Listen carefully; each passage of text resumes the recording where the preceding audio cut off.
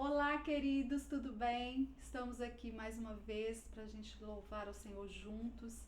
Eu não sei qual o horário que você vai participar conosco, mas a gente separou umas músicas com muito carinho e pelo que vocês estão vendo, arrumei um outro filho ali, né? Ninguém conhece o Pedro, né? Quase ninguém. A gente está muito feliz, viu, Pedro, de você ter participado, de ter aceitado o convite, né? E ter participado com a gente. Nós também. Nós amamos todos, né? E nós louvamos o Senhor, porque Ele é que nos sustenta dia após dia. Vamos cantar então uma canção. E eu queria só ler no Salmo 63, verso 3, que diz: O teu amor é melhor do que a vida, por isso os meus lábios te exaltarão. Enquanto eu viver, te bendirei, e em teu nome levantarei as minhas mãos. Amém.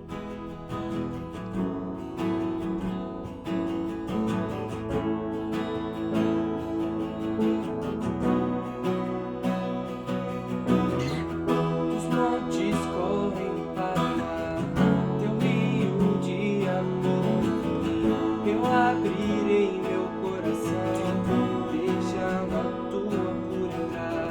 Me alegro por te pertencer, levantarei as minhas mãos. O teu amor me alcança e me faz louvar-te.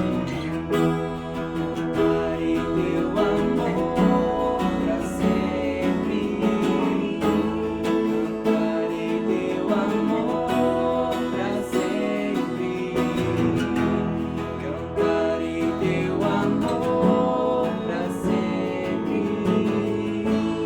Cantarei teu amor pra sempre. Dos montes correm para o mar, teu rio de amor. Eu abrirei meu coração, deixando a tua cura entrar. Me alegro por te pertencer, levantarei as minhas mãos.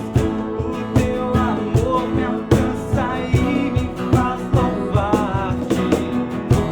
Cantarei teu amor pra sempre. Cantarei teu amor pra sempre. Cantarei teu amor pra sempre. Cantarei teu amor pra sempre. Meu coração exulta,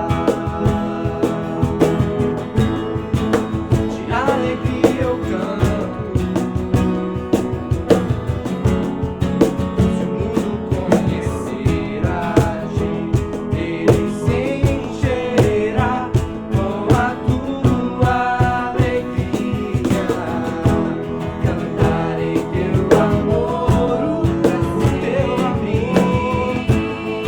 Cantarei teu amor pra sempre.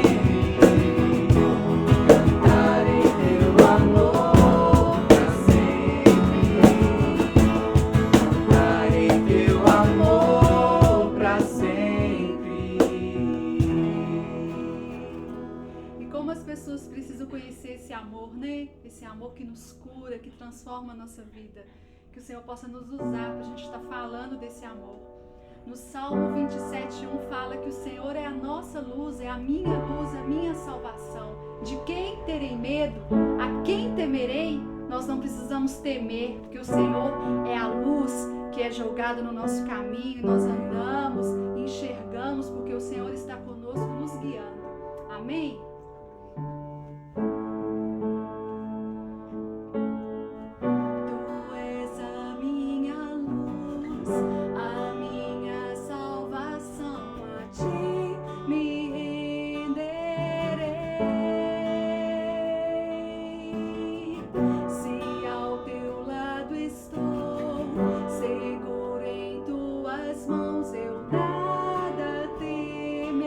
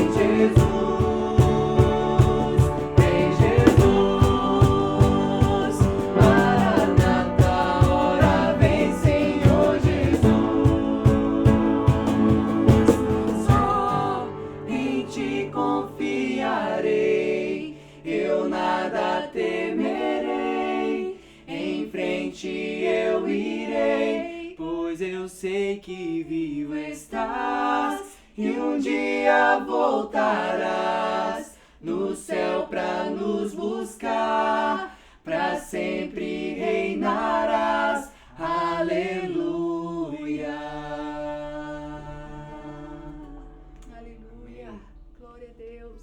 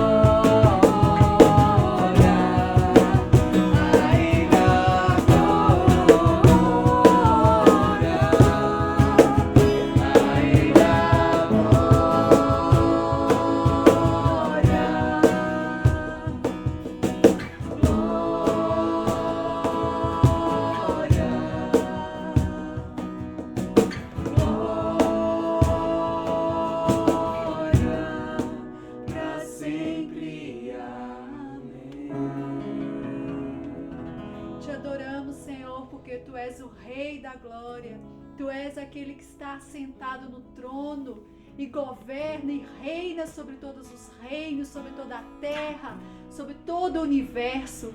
E nós nos rendemos ao Senhor mais uma vez e declaramos: venha reinar em nós, venha cumprir o teu propósito nas nossas vidas, na vida da tua igreja, na vida das nossas famílias. Alcança, Senhor, os nossos irmãos, ó Deus, cada um na sua casa.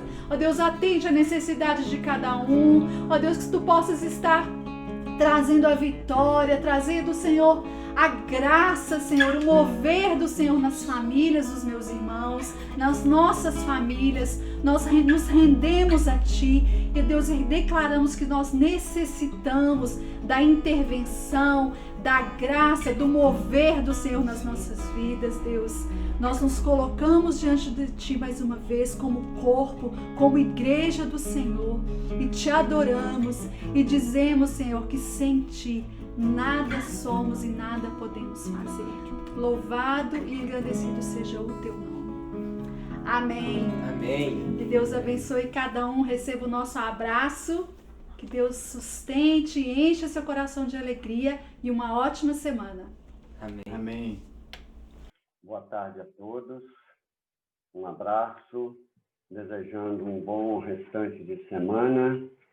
E agora vamos deixar com vocês uma mensagem que vai ser depositada no domingo, dia 25 de outubro de 2020, esse ano em que estamos, né?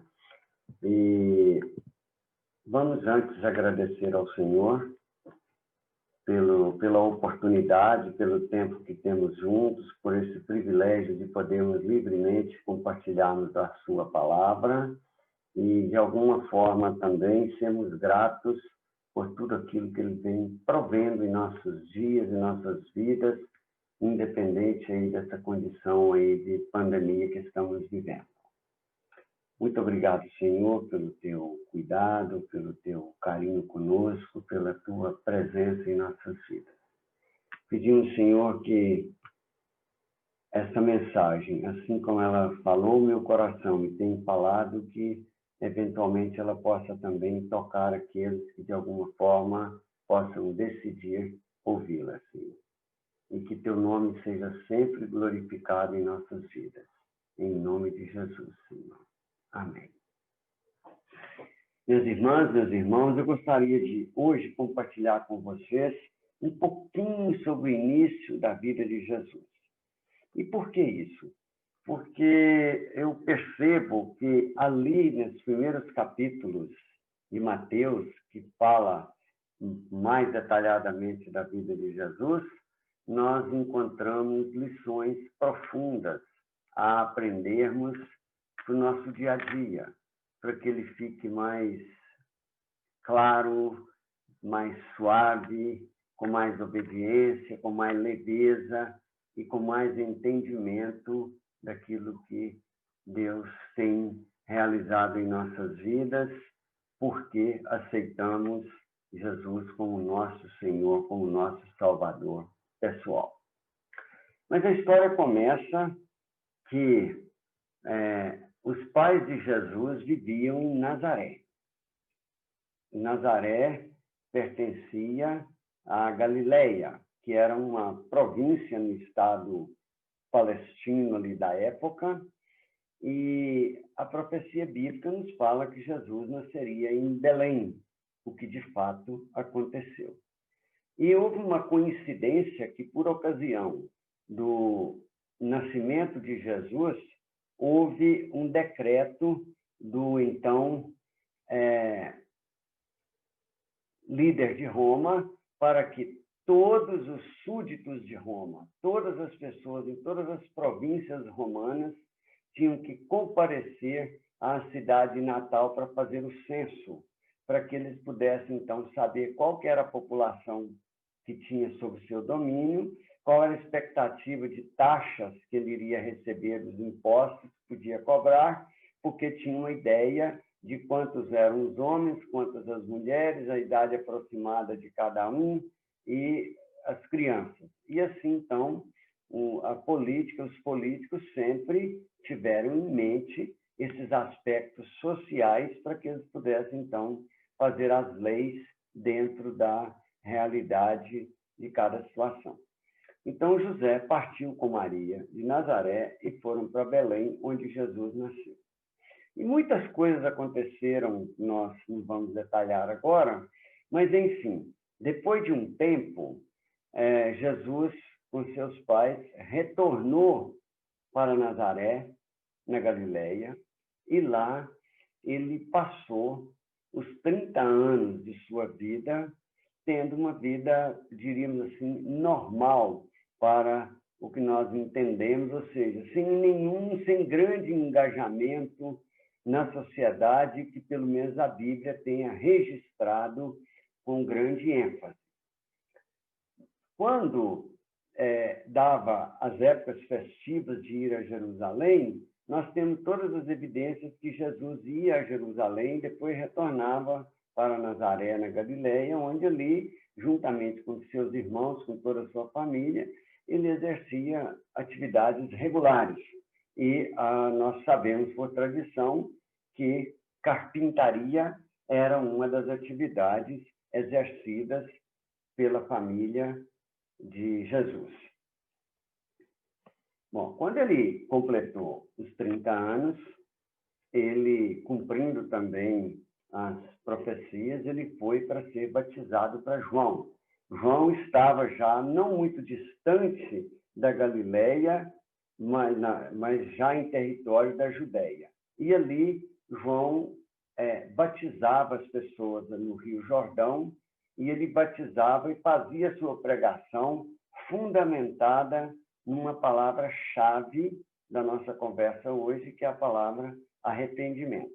Tanto é que nós vemos que João, em Mateus 3, 1 e 2 e 11, ele enfatiza a importância e a necessidade do arrependimento para as pessoas de sua época, e aqui com uma ênfase naturalmente muito grande para os judeus, porque o Evangelho de Marcos é um evangelho fundamentalmente voltado para o judeu, né, para os judeus.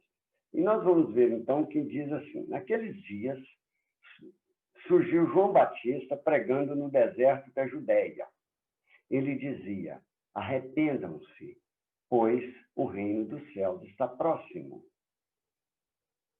E, em seguida, nós vamos perceber, lá no 11, desse mesmo capítulo 3, 11, assim, João dizia: eu os batizo com água para arrependimento, mas depois de mim vem alguém mais poderoso do que eu, tanto que não sou digno de lhe levar as suas sandálias, nem de levar as suas sandálias.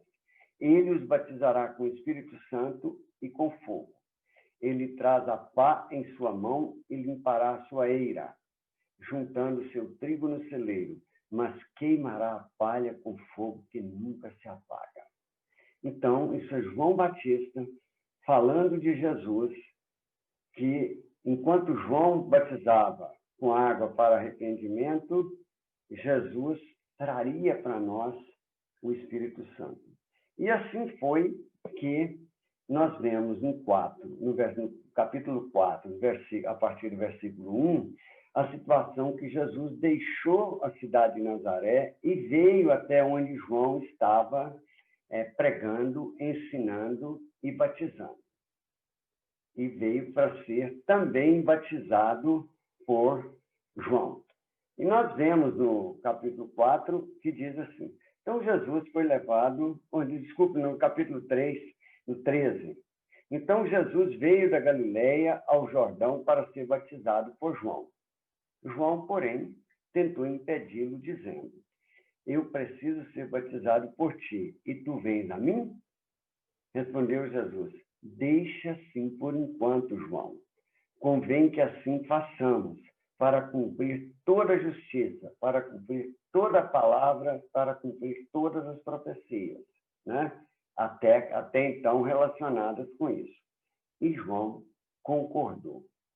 João concordar significa João entendeu mais claramente ainda a mensagem de Jesus. E ali Jesus estava começando a se expor publicamente como o Filho de Deus, do Deus vivo, né? Assim que Jesus foi batizado, saiu da água, está no 16. Naquele momento, o céu se abriu e ele viu o Espírito de Deus descendo como pomba e pousando sobre ele. Então uma voz dos céus disse: este é o meu Filho amado, em quem eu me agrado. Aquela atitude de Jesus em ter vindo até João para batizar no cumprimento do que o Pai, do que Deus queria para ele, foi, de alguma forma, o início do ministério público de Jesus. Porque, a partir desse momento, tudo que aconteceu na vida de Jesus foi relativo ao seu ministério até a sua morte. E foi uma vida intensa. Foram 3 anos de atividade incessante. Eu não digo sem descanso, mas uma atividade incessante, aproveitando o tempo, aproveitando o propósito que o Pai tinha para ele. E nós percebemos que foi imediatamente após o batismo que o Espírito Santo veio assim, sobre Jesus. Então, nós entramos no capítulo 4 com uma outra vertente muito importante para a nossa vida como cristãos, que é compreender o que Jesus passou, que foi a sua tentação. Se nós associamos um momento de leveza, que foi o batismo, a vinda do Espírito Santo até Jesus, o revestimento de Jesus ali, do poder do Espírito Santo, pousando sobre ele, ou seja, validando que ele ali era o Filho de Deus vivo, encarnado.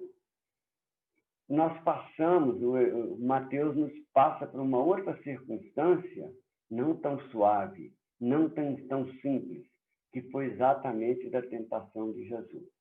Então, após ser batizado, Jesus foi levado em espírito ao deserto para ser tentado. Deus permitiu que ele fosse tentado pelo diabo.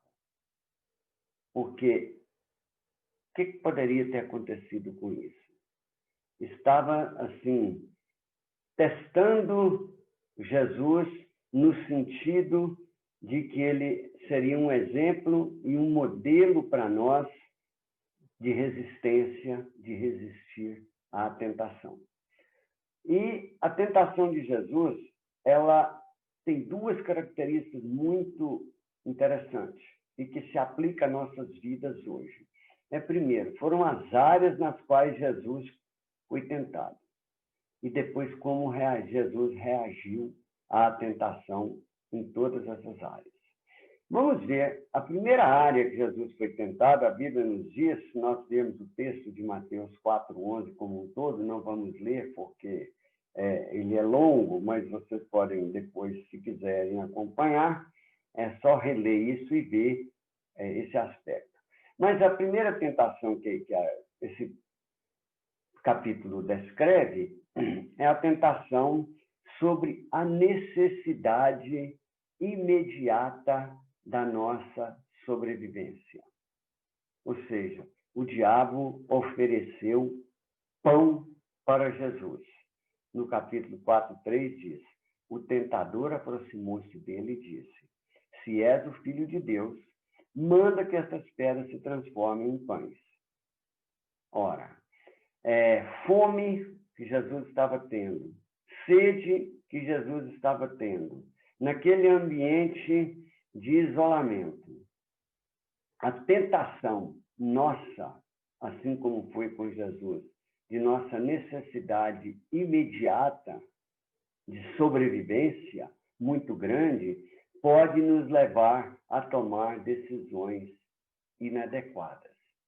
Se nós não depositamos a nossa confiança no Senhor e agimos segundo nossos próprios impulsos e respondemos a um processo de tentação. Qual foi, naquele ambiente que Jesus tinha ali? Ele estava no deserto, ele não tinha disponibilidade de alimento, e o pão aqui representa alimento. Embora o diabo tenha falado, seja capaz de transformar essa pedra em pães, poderia ser pão mesmo, mas no contexto geral, nós vamos perceber a nossa necessidade de alimento, uma necessidade básica que todos nós temos e onde nós podemos muito ser tentados nessa área do alimento. Jesus respondeu, no 4, está escrito, nem só de pão viverá o homem, mas de toda palavra que procede da boca de Deus. Como Jesus tinha convicção de que ele estava ali por um propósito do Pai, ele tinha certeza de que o Pai proveria para ele, no momento certo, no momento exato, a necessidade dele, de alguma forma, que ele não precisaria se curvar à tentação que o diabo estava trazendo para ele e falar assim, use o seu poder divino, use o seu poder que foi criador de tudo que está por aí e transforma essa pedra em pães para você. É muito simples, Jesus. Mas ele disse, está escrito, nem só de pão viverá o homem, mas de toda palavra que procede da boca de Deus. Ou seja, não antecipar uma coisa que está no projeto de Deus para a nossa vida, mas aguardar o tempo e o cuidado de Deus para nós. Uma segunda tentação que Jesus sofreu e que foi muito curiosa é aquela da aventura, quando mexe na vaidade da gente.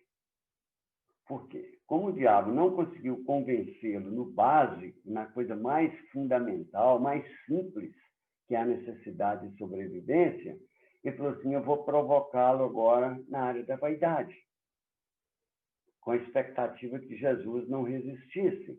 Então o diabo levou a cidade santa, colocou na parte mais alta lá do templo e lhe disse, se és filho de Deus, joga-te daqui para baixo, pois está escrito, ele dará ordem aos seus anjos, a seu respeito, e com as mãos eles seguirão, para que você não tropece em alguma pedra. Ora, esse modelo de tentação da vaidade de Jesus, o diabo descontextualizou tudo e ele provocou Jesus, falou assim, já que você é filho de Deus, faz isso. Vai e desafia, chama seus anjos, que eles venham te acudir, me mostra, dá um show para mim. Faz isso, isso e isso, porque vai ser muito bonito, eu vou me agradar. Mas não era o projeto do Pai. Então, Jesus não acolheu a essa provocação da vaidade, do orgulho, da visibilidade, de ser um show, mas Jesus novamente respondeu. Jesus lhe disse, no 7, também está escrito, que lá atrás estava escrito, aqui ele colocou também. Nesse caso também está escrito, não ponha à prova o Senhor, o seu Deus. Porque o diabo sabia que Jesus tinha esse poder, como tinha o poder de transformar a pedra em pão, mas não era o propósito. Como se ele pulasse dali, ele não teria nenhum problema, mas não era o propósito. Então, ele não cedeu ao desafio, à provocação, ao estímulo do diabo para ele, porque Jesus não fazia nada sem propósito na vida. E, igualmente, nós podemos aprender com ele e não fazermos nada na vida sem um propósito, porque senão os resultados podem ser muito danosos e prejudiciais, né? Bom, a terceira tentação, como o diabo não conseguiu no básico, como o diabo não conseguiu na área da vaidade, colocando Jesus a uma aventura, ele foi para uma outra área que é muito comum na nossa sociedade, como sempre foi, que foi a área da riqueza, representada aqui dizendo o seguinte, no 8.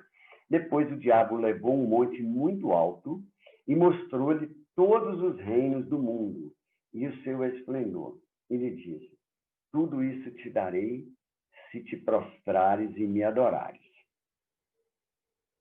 Jesus lhe disse, retira-te, Satanás, pois está escrito, adore o Senhor, o seu Deus, e só a ele preste culto. Então o diabo deixou e anjos vieram e o serviram.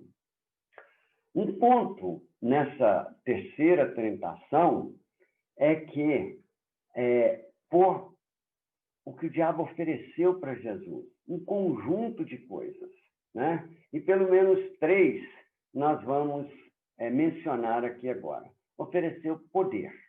O poder que está aparentemente implícito por trás de riqueza e de bens materiais.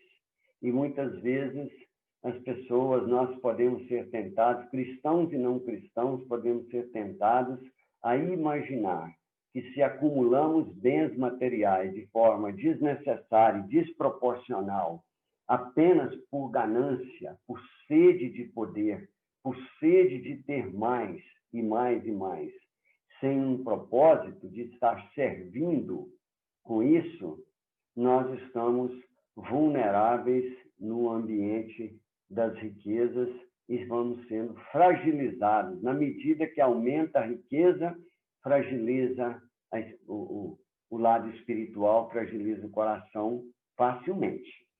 Uma outra questão é a pessoa buscar glória, buscar visibilidade, buscar reconhecimento, buscar ser percebido, buscar ser rodeado de bajuladores e coisas e situações similares.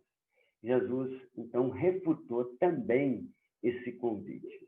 Então, Jesus não aceitou acatar nenhuma das 3 oportunidades de sair do plano do Pai, de sair do seu caminho para cumprir o propósito do Pai aqui na Terra. Então, ele não aceitou transformar a pedra em pão, ele não aceitou saltar do templo, seria uma aventura, uma vaidade, e ele não aceitou riquezas em troca da sua relação com o Pai. Mas o capítulo 4 termina dizendo, daí em diante Jesus começou a pregar. Gente, eu estou muito ruim de ler hoje. O 11, então o diabo deixou e anjos vieram e o serviram.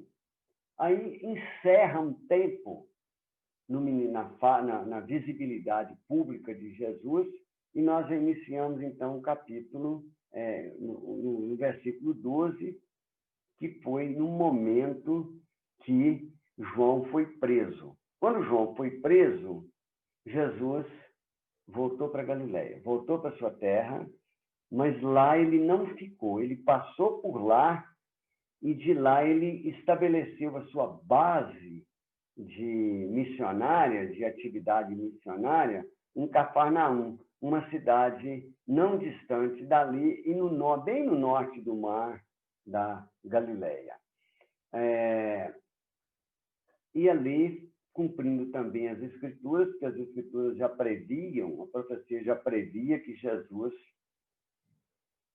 estabeleceria seu ministério a partir de Cafarnaum. Bom, e Jesus, então, começou a pregar, veja um ponto central, no 4,17, Jesus começou com a mesma mensagem que João Batista pregava. A palavra-chave de Jesus era arrependam-se, né? Então, ele estava convidando as pessoas ao arrependimento. Então, seria interessante nós entendermos o que vem a ser, de fato, essa palavra arrependimento do que Jesus falava. O que é? Basicamente é o seguinte, arrependimento trazia, lá no seu contexto pleno, é o seguinte, é sentir pesar, o remorso, o reconhecimento de que está fazendo alguma coisa de forma inadequada, de forma incorreta, e que aquilo não agrada o plano de Deus, mas pode agradar o plano do diabo. Então, arrependimento é mudar de curso naquilo que está fazendo, é mudar de atitude, é pender-se para uma outra direção. E Jesus, então, mostrou isso claramente. Jesus não precisou de arrepender-se, que não tinha nada do que se arrepender.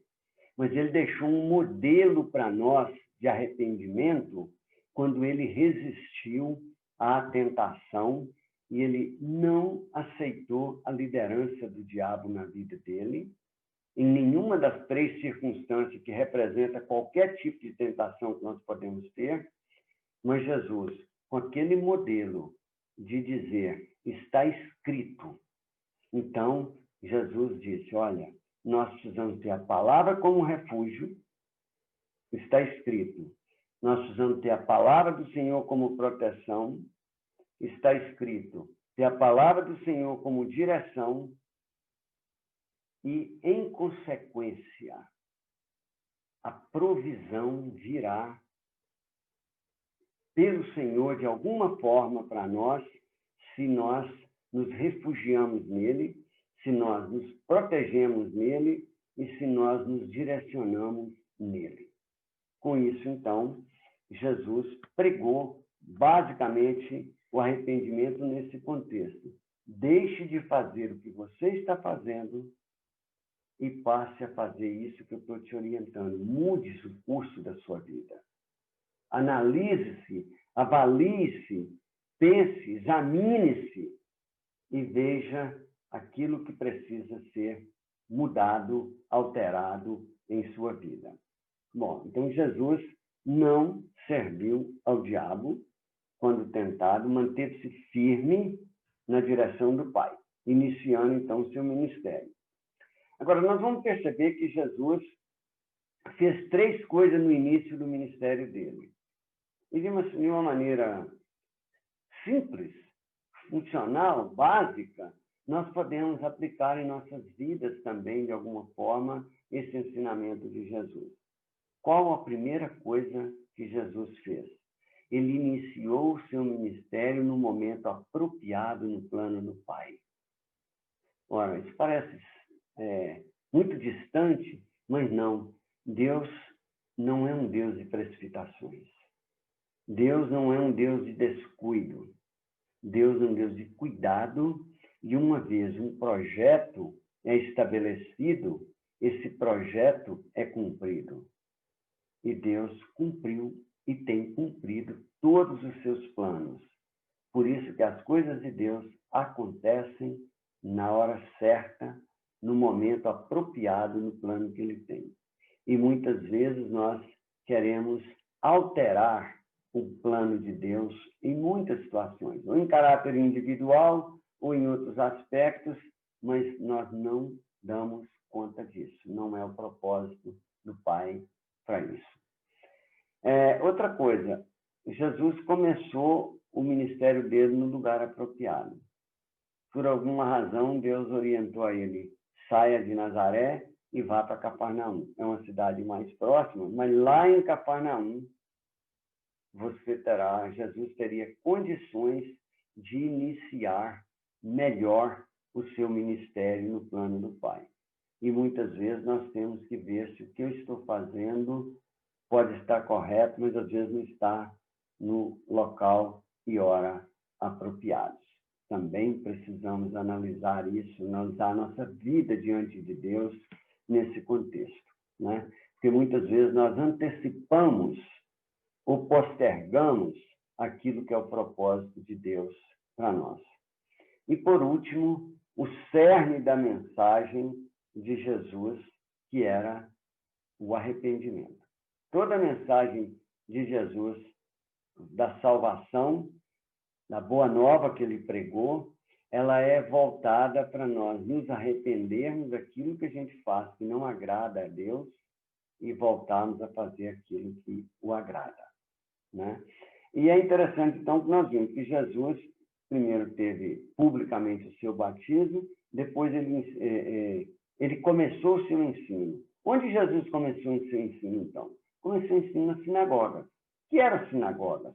Sinagogas eram pequenas representações do templo fora de Jerusalém. Porque templo mesmo, o único templo que existiu foi o templo de Jerusalém. Quando os judeus foram espalhados, por exemplo, para diferentes partes do mundo, eles, se havia um número mínimo de pessoas ali, de judeus presentes, eles abriam uma sinagoga. Sinagoga como sendo uma casa de estudo, de oração e de convivência. E a vida social do judeu acontecia muito no entorno da sinagoga. A sinagoga era um ambiente para o qual todos acorriam regularmente para ouvir a leitura da palavra, para ouvir a interpretação da palavra, para interagir, para várias atividades sociais. E Jesus não fugiu a essa regra. Então, a Bíblia nos diz, né, que Jesus ensinava na sinagoga. Ele frequentava a sinagoga e ali ele ensinava. E, com isso, então, ele começou a chamar os discípulos. Enquanto ele caminhava pela cidade, ali na beira do lago, ele chamou um, chamou outro, ele foi juntando ali os seus discípulos. Bom, até que chegou um ponto crucial na vida de Jesus, ele estava ali no entorno de Cafarnaum, quando Jesus estava tão rodeado de gente, o número de discípulos, não aqueles que diriam ser apóstolos, mas seguidores dele em geral, os discípulos em geral, o acompanhavam, a sinagoga não cabia todo mundo. E chegou um momento que Jesus, então, começou a falar, a enviar a sua mensagem, a pregar a sua mensagem de boa nova, fora da sinagoga também. Apesar de ele frequentar a sinagoga, mas ele também pregava fora da sinagoga. E aí foi que surgiu a oportunidade de Jesus pregar um dos mais longos e muito belo Sermão do Monte. Agora, o Sermão do Monte, então, ele foi pregado numa área externa. No monte, ele tem um simbolismo muito grande, porque em muitas ocasiões no Antigo Testamento nós vamos ver que Deus se apresentou ao homem no monte. Por exemplo, nós vemos lá com Moisés, né? E uma outra característica que nós vamos ver que é interessante, Jesus estava assentado. Jesus não pregou de pé. A Bíblia nos diz que Jesus estava assentado, né? E aí, no 5:1 diz: vendo as multidões, Jesus subiu ao monte e se assentou. Primeiro, no lugar alto, ele conseguiria ver mais pessoas e seria visto por mais pessoas. Provavelmente, de um lugar mais alto, a voz dele atingiria um maior número de pessoas. E uma outra característica, ele se assentou. No tempo de Jesus, dentro da sinagoga, a palavra era ensinada com quem ministrava a palavra, ele estando assentado. Hoje, por exemplo, se nós vamos a um culto, de um modo geral, o pregador, o pastor, está de pé no púlpito, enquanto as pessoas estão assentadas. No tempo de Jesus havia uma certa inversão. Nem todas as sinagogas tinham banco para todo mundo. Era muito comum que as pessoas ficassem de pé. Mas o ministrador, o leitor da palavra, ele estava num ambiente um pouco mais elevado, entablado, assentado, porque assentado ele conseguia manipular os rolos, os pergaminhos, com mais conforto, porque eles eram muito pesados, muito grandes, né? Então, não dava para ele ficar de pé e manipular aqueles pergaminhos com facilidade. Então, criou-se na sociedade, no ambiente dos judeus, a percepção de que ministrar a palavra assentado carregava autoridade. E Jesus, então, se assentou, porque aquele símbolo de assentar, os judeus iriam entender. Na cultura judaica, aquilo seria facilmente compreendido. E talvez um não-judeu que estivesse por ali acompanhando não fosse compreender tanto. Mas se Jesus tivesse ficado de pé, possivelmente, naquela circunstância, a multidão iria fazer uma leitura diferente da sua autoridade. E Jesus, então, ali, ao se assentar, ele projetou para a multidão autoridade, como era o costume da época. E Jesus, ele fazia as coisas com muito critério, com muito equilíbrio, para que as pessoas não ficassem confusas ou confundidas com o que estava acontecendo, mas para que ele projetasse a maior clareza possível naquilo que ele queria dizer. Então, quando Jesus contestava algum princípio, como nós vemos em vários pontos da Bíblia, ele fazia isso com tal transparência e clareza que quem recebia a mensagem dele compreendia o que ele estava dizendo, porque Jesus nunca foi confuso, então ele não confundia as pessoas. A mensagem dele sempre foi clara, transparente, objetiva e transformadora, né? Bom, mas aí vamos nos perguntar, quem eram os discípulos que seguiam Jesus ali no monte? Então vamos ver, tinham os discípulos que ele já havia convidado, dependendo do evangelho que a gente lê, talvez os 12 já estivessem ali, mas todas as pessoas que o ouviam estariam no contexto de serem discípulos ali, discípulos como seguidores, e não discípulos como aqueles 12 escolhidos para serem especialmente treinados por ele, né? Bom, e vamos então ver que Jesus, no seu Sermão do Monte, ele se dirigiu a 4 grupos da época, religiosos da época, e que nós podemos fazer um paralelo com grupos religiosos do nosso tempo. Jesus ensinou para todos, mas o foco do Sermão do Monte, hoje não vai dar tempo de entrar com detalhes sobre isso, mas o foco do Sermão do Monte foi que Jesus falou no Sermão do Monte sobre princípios, sobre características de uma pessoa que segue a ele, de uma pessoa que se arrependeu e passa a ter uma nova vida seguindo a ele. Então, que nós vamos perceber que as bem-aventuranças têm no seu bojo, tem por dentro do texto, a clareza de que é um convite ao arrependimento por mudar, por adotar princípios de vida diferentes do que esses 4 grupos que vamos citar aqui projetavam para a sociedade enquanto líderes na sociedade. Jesus, então, rompeu com tudo aquilo e mostrou a boa nova. Ele mostrou a sua palavra, que agora nós estaríamos com ele sob a graça, debaixo da graça, e não debaixo da lei.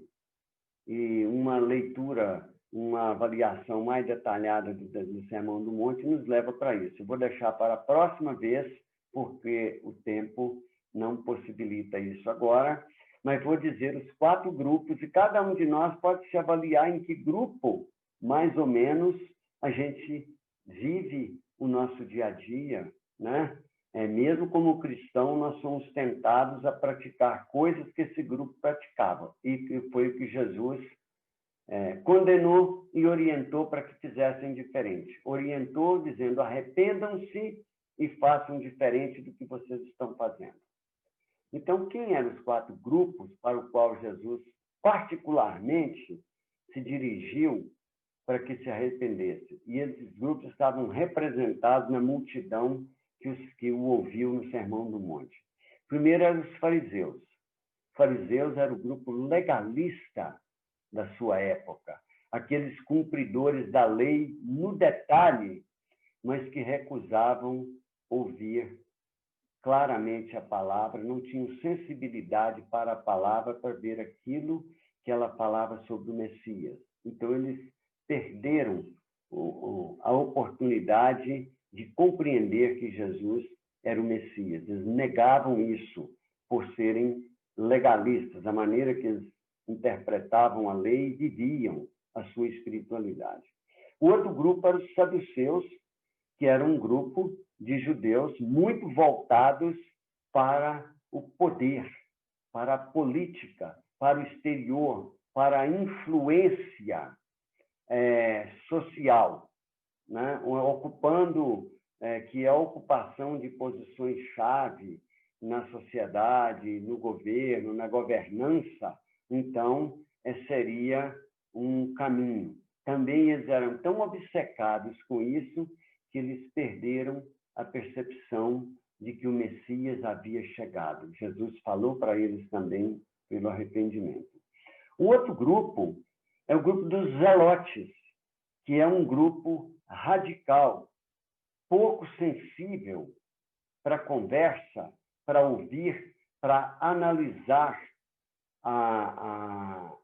as coisas que estavam acontecendo.